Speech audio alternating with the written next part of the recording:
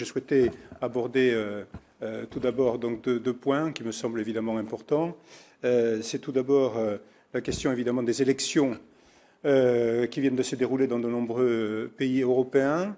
J'ai eu un certain nombre de questions, bien entendu, par rapport à cela, puisque je relis en réalité tout ceci, les élections qui ont eu lieu donc en France, naturellement, qui ont vu donc une progression considérable du nombre de voix pour le Rassemblement national, avec les élections, bien sûr, présidentielles et législatives qui ont vu l'arrivée de 89 députés du Rassemblement national, bien sûr, au Parlement français, et puis les élections qui s'étaient déroulées auparavant en Hongrie, et puis les élections qui se sont déroulées, bien sûr, ensuite en Suède, en Italie, en République tchèque même, et même aussi en Bulgarie, où l'on note finalement une poussée que l'on peut qualifier de souverainiste en quelque sorte, même si les clivages ne sont plus les clivages que l'on a pu connaître. Ce n'est plus, à mon sens, des clivages droite-gauche, ce sont des clivages plutôt très nets entre, d'un côté, donc ce qu'on pourrait appeler les mondialistes, ceux qui veulent nous imposer une idéologie donc européenne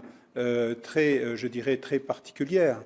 Et ceci est un thème d'ailleurs que nous développerons par ailleurs, parce que nous considérons que finalement l'idéologie européenne, l'omnipuissance que veut se donner l'Union européenne, l'hégémonisme que veut se donner l'Union européenne va bien au-delà du fédéralisme. Nous ne sommes plus dans une Europe, vous savez bien, la question c'était l'Europe des nations, c'est ce que nous défendons, ou l'Europe fédéraliste. Le clivage n'est plus celui-là. L'Europe des nations, nous le maintenons naturellement, et d'ailleurs les élections dont je viens de parler nous donnent raison. Et ensuite, nous avons effectivement, au-delà de cette Europe des nations, cette volonté hégémonique, comme je le disais, de l'Europe de vouloir aller bien au-delà du fédéralisme, c'est-à-dire d'aller très nettement et quasiment dans une vision quasiment totalitaire. J'emploie le terme, ça peut surprendre, mais je reviens d'ailleurs d'un voyage d'études que nous avons eu avec notre groupe en République tchèque, et j'ai été très intéressé par de nombreux débats, notamment lorsque nous avons entendu l'ancien président de la République tchèque, M. Václav Klaus, qui s'est exprimé et qui a bien connu évidemment la période du communisme soviétique et de l'URSS et qui comparait en réalité ce que ces pays-là connaissaient du temps donc des soviétiques à ce qu'ils connaissent actuellement. Alors évidemment, ce ne sont pas les mêmes formes, bien entendu, mais vous avez une idéologie,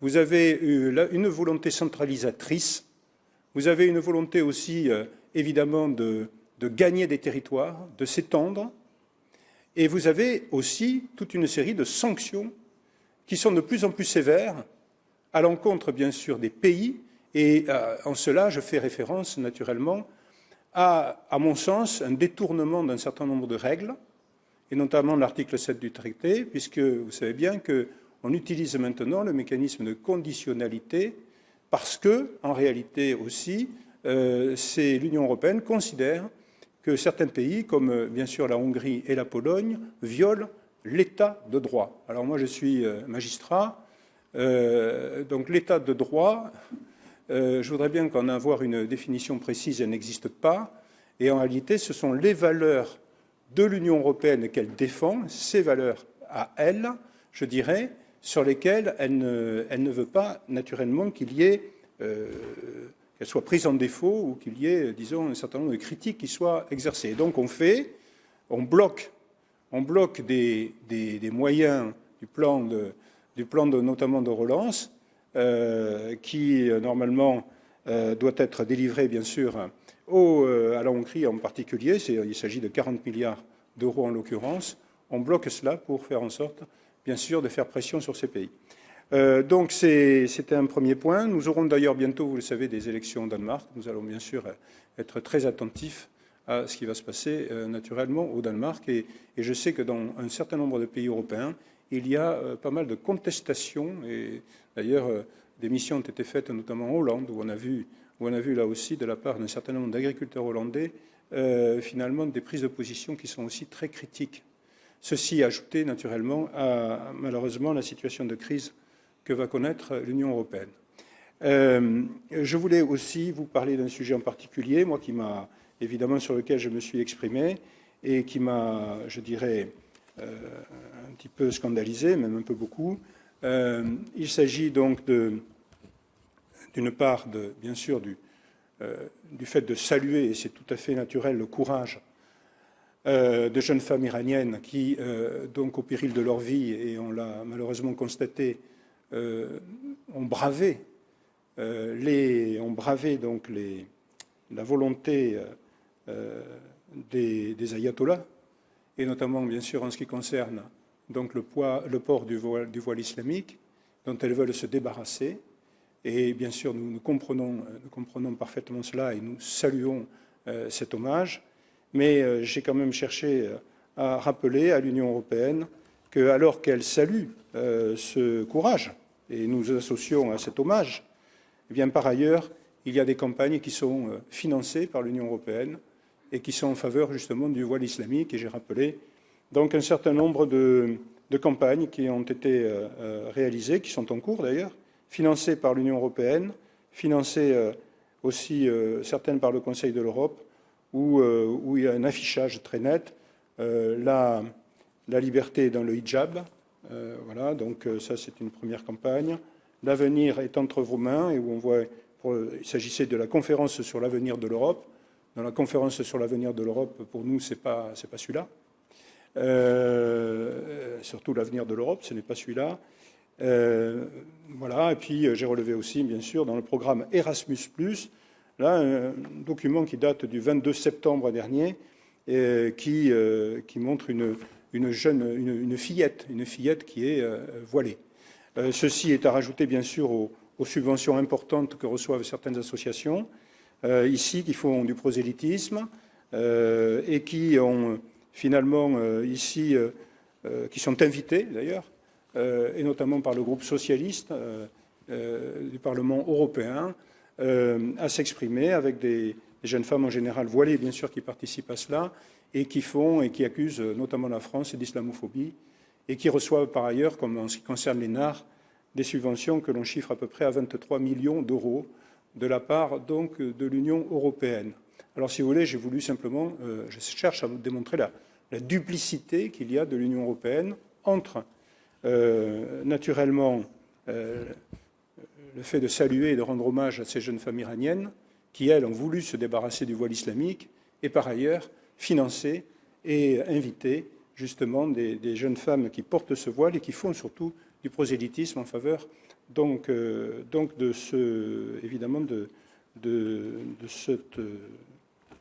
cette évolution que l'on souhaite pour l'avenir de l'Europe.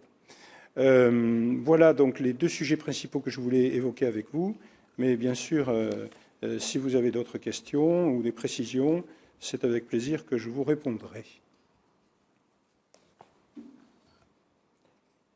Sur Schengen, si vous voulez, voilà, on avait un débat sur l'évolution de la présidence Schengen, de l'espace Schengen. Il n'y a rien de négatif, si vous voulez, que nous avons exprimé à l'encontre de la Roumanie ou de la Bulgarie, naturellement, mais cependant, nous sommes opposés à tout élargissement donc, de l'espace Schengen à partir du moment où Frontex n'est pas en mesure de remplir sa mission, qui est celle de protection extérieure des frontières de l'Europe.